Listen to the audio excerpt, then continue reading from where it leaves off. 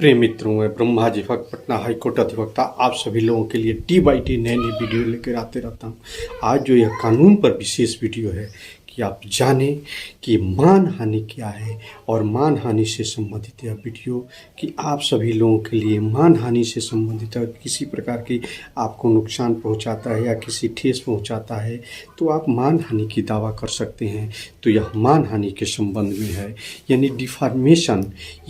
Deformation जो है मानहानि आईपीसी की सेक्शन 499 के अंतर्गत जो यह वर्णित है, जिसमें कोई व्यक्ति किसी व्यक्ति की प्रतिष्ठा या मान सम्मान की सहित आशय से असतत वक्तव्य देता है या किसी चित्र के माध्यम से या किसी भी प्रकार से उसकी मानहानि को ठेस पहुंचाता है के आधार पर ठेस पहुंचाता है तो यह मानहानि कहलाती है।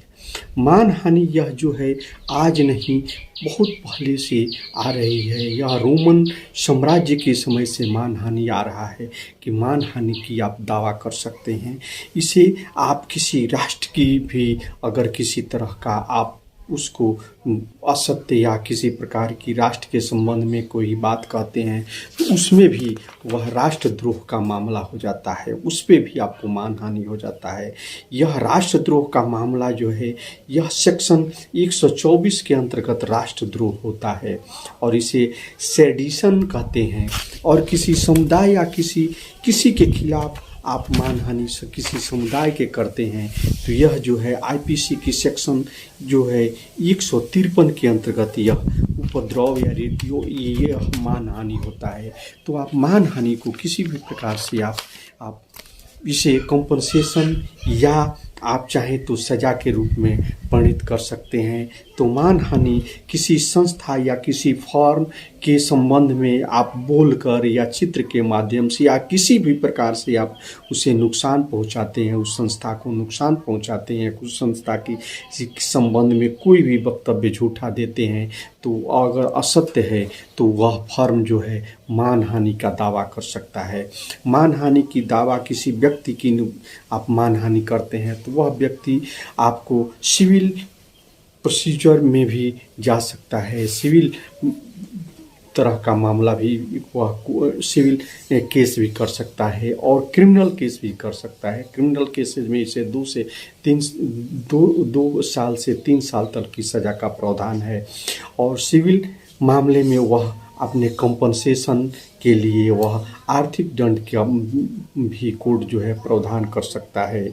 इसमें मरे हुए व्यक्ति की भी अगर मानहानि होती है तो उसके अतिरिक्त उसके उत्तराधिकारी के द्वारा मानहानि के संबंध में दावा किया जा सकता है, मानहानि की केस किया जा सकता है। यह मानहानि करने वाले व्यक्ति के लिए भारतीय दंड संहिता के आईपीसी की सेक्शन 500 के अंतर्गत सजा का इसमें प्रावधान किया गया है। इसमें आर्थिक दंड भी है और आपको सजा का भी प्रावधान किया गया है। दोनों तरह से इसमें आपको पनिशमेंट किया जा सकता है। मानहानि किसी व्यक्ति को बोलकर या चित्र के माध्यम से, इशारे से या आप कोई बात को पब्लिश करके भी आप कर सकते हैं। तो मानहानि ये सभी तरह से आप किसी को ठेस पहुंचाते हैं तो वह आपको मानहानि का दावा कर सकता है।